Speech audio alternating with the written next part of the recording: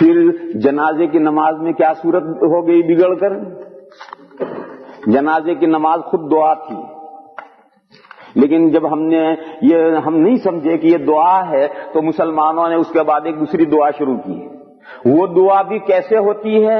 ایک مجمع کھڑا ہے، امام صاحب زور سے جہرن دعا کرتے ہیں اور انہوں نے قرآن کریم کے سارے ربنا یاد کر رکھے ہیں، اور امام صاحب بھی سمجھتے نہیں ہیں کہ میں کیا مانگ رہا ہے، اور جب تک وہ سارے ربنا ختم نہیں ہوں گے سب ہاتھ نہیں پھرے گا، اور سب لوگ آمین کہاں کہیں گے؟ جہاں امام صاحب کا سانس ٹوٹا، چاہے موقع ہو یا نہ موقع ہو، بس وہاں سب جگہ آمین کہیں گے۔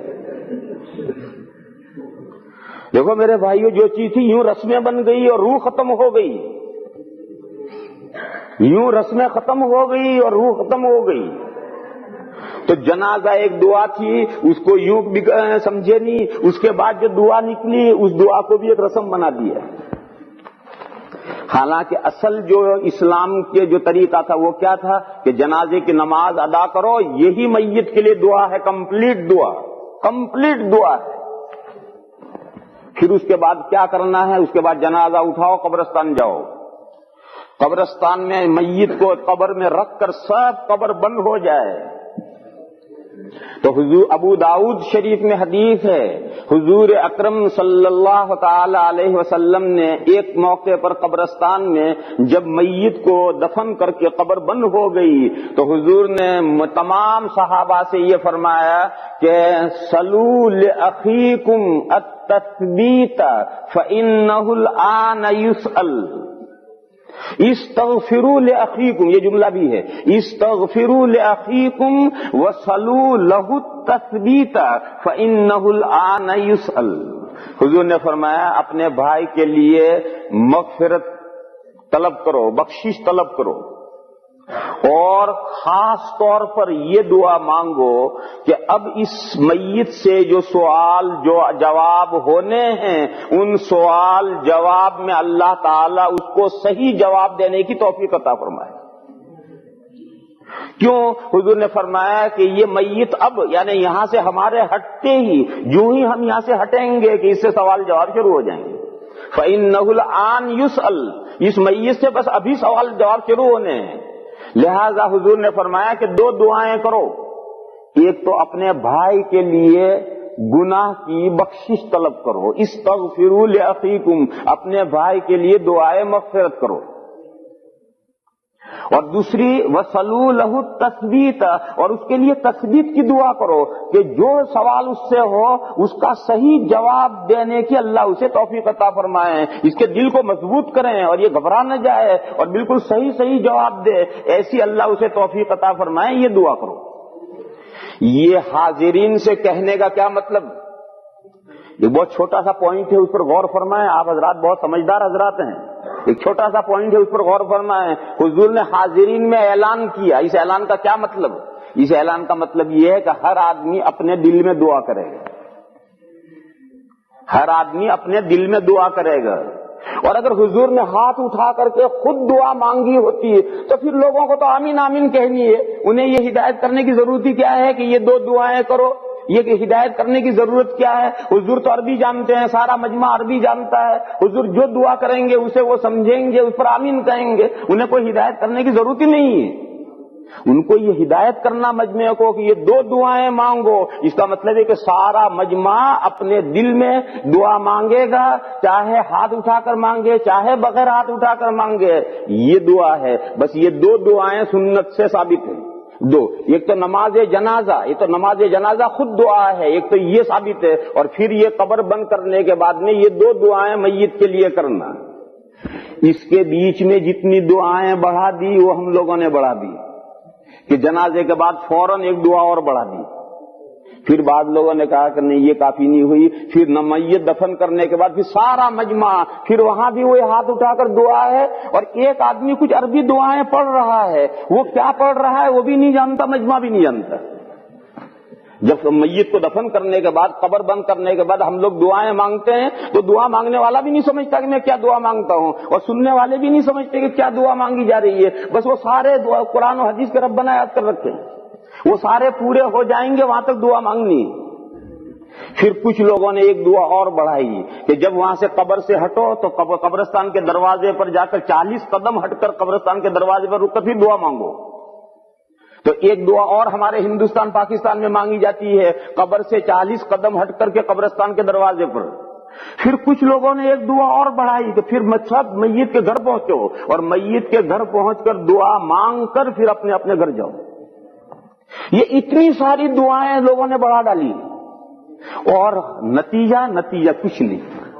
کیونکہ وہاں جو دعا ہے وہ بھی عربی میں جسے کوئی نہیں سمجھا, پھر اس کے بعد دعا وہ بھی عربی میں جسے کوئی نہیں سمجھا, یہاں دعا یہ بھی عربی میں جسے کوئی نہیں سمجھا, یہ دعا یہ بھی عربی میں جسے کوئی نہیں سمجھا, اور وہاں جا کر دعا وہ بھی عربی میں جسے کوئی نہیں سمجھا. مانگی تو کسی نے دعا ہے ہی نہیں.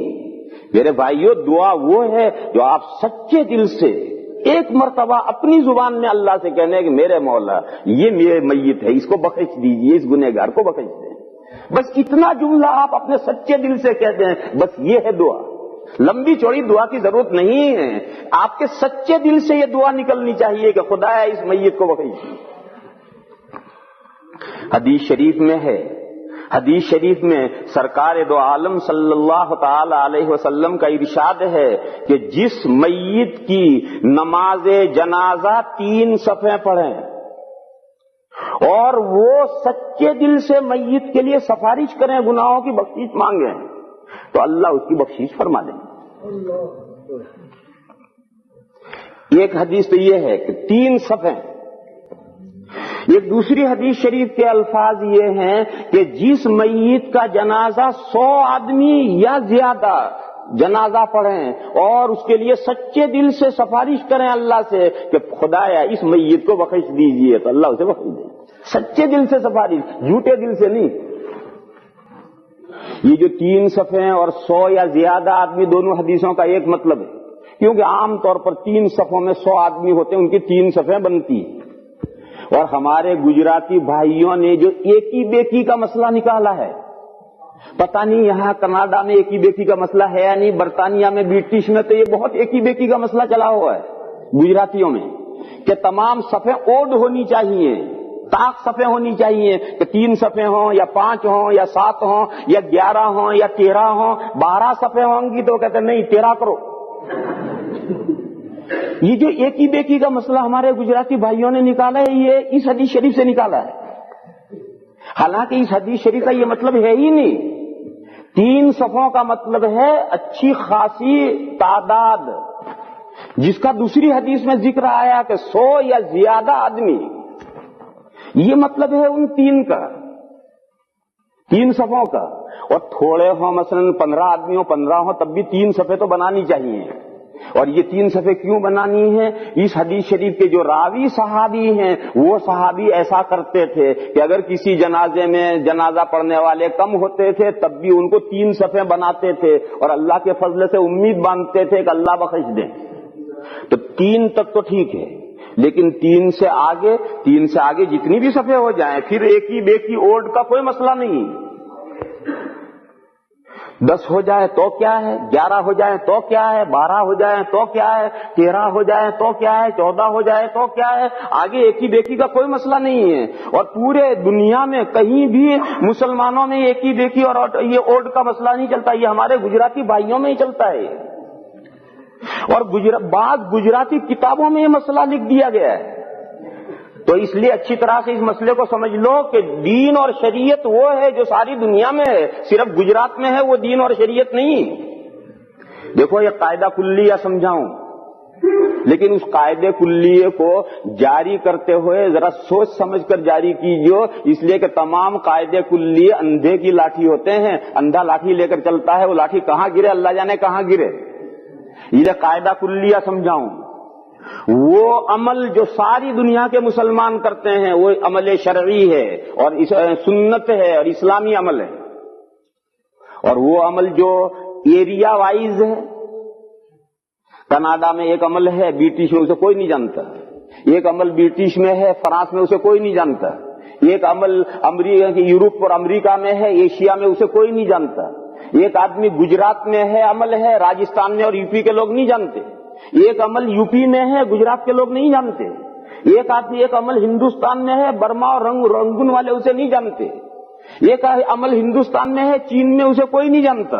یہ اسلامی عمل نہیں ہے، اس لیے کہ اسلام کا مدار دو چیزوں پر ہے، قرآن اور حدیث پر، اور قرآن اور حدیث پوری دنیا میں ہے. قرآن اور حدیث پوری دنیا میں یکساں پڑھے جاتے ہیں. لہذا جو اسلامی اور شرعی عمل ہیں وہ ساری دنیا میں رائج ہوں گے، اور لوگوں نے اپنی سمجھ سے جو چیزیں نکالی ہیں وہ ایریا وائز ہوں گی. کسی علاقے میں مرنے کے بعد میں طرح طرح کی رسمیں اور بدعات رائج ہوں گی، دوسرے علاقے والے اسے نہیں جانتے، ان کے یہاں کچھ اور چیزیں ہوں گی، تیسرے علاقے میں کچھ اور چیزیں ہوں گی. تو یہ قاعدہ کلی یاد رکھو کہ چونکہ اسلام کا مدار قرآن اور حدیثوں پر ہے، اور قرآن اور حدیثیں کسی خاص علاقے میں نہیں ہیں، پوری دنیا میں یکساں پھیلی ہوئی ہیں. قرآن بھی ساری دنیا میں ہے، حدیثیں بھی ساری دنیا میں ہیں. لہذا ساری دنیا میں مسلمانوں میں جو عمل چل رہا ہے وہ اسلامی عمل ہے، وہ سنت ہے. اور جو ایریا وائز عمل ہیں کہ اس علاقے کے ہمیں مسلمان جان کرتے ہیں، اس علاقے میں لوگ نہیں جانتے، اس علاقے میں کرتے ہیں، اس علاقے کے لوگ اس سے بے خبر ہیں، یہ سب لوگوں کی نکالی ہوئی چیزیں ہیں. یہ قرآن و حدیث میں یہ چیزیں نہیں. تو اب آپ دیکھیے، آپ عرب کے کسی جنازے میں جا کر شریک ہوئیے تو آپ کو یہ دو چیزیں ملیں گی. نماز جنازہ، ساری دنیا میں مسلمان نماز جنازہ پڑھتے ہیں، کوئی دنیا کا ایسا خطہ نہیں ہے جہاں مسلمان نماز جنازہ نہ پڑھتے ہیں. معلوم ہے نماز جنازہ شرعی چیز ہے. پھر قبر بند کرنے کے بعد میں تھوڑی دیر کھڑے رہ کر کے اس کے لیے دعا ساری دنیا میں مسلمان کرتے ہیں، کہیں چلے جاؤ. معلوم ہے یہ بھی شرعی چیز ہے. اور اب باقی چیزیں ایریا وائز ہیں. جنازے کے بعد فوراً دوسری دعا، جنازے کے بعد دعا کہیں ہے کہیں نہیں. پھر قبرستان سے ہٹ کر کے قبرستان کے دروازے پر رک کر دعا دنیا میں کہیں ہے کہیں نہیں. پھر سارے لوگ میت کے گھر جائیں اور وہاں دعا کر کے منتشر ہوں، یہ دنیا میں کہیں ہے کہیں نہیں. تو یہ جو باتیں جو کہیں ہیں دنیا میں اور کہیں نہیں ہے، یہ ایک موٹی سی علامت ہے اس بات کی کہ یہ قرآن و حدیث کی باتیں نہیں ہیں. اگر یہ قرآن و حدیث کی باتیں ہوتی تو قرآن و حدیث تو ساری دنیا میں ہے، لہذا یہ عمل ساری دنیا میں ہونا چاہیے. یہ قاعدہ کلیہ میں نے بتایا ہے، مگر ہر قاعدہ کلیہ کو جاری کرنا ہر ایک کے بس کا نہیں ہے. وہ قاعدہ کلیہ جاری کرتے ہو تو بہت سی جگہ پر آدمی غلطی کرتا ہے. اس لیے بہت سوچ سمجھ کر کے قاعدہ جاری کرنا، جو قاعدہ کلیہ ہوتا ہے اسے بہت سوچ سمجھ کر جاری کرنا ہوتا ہے.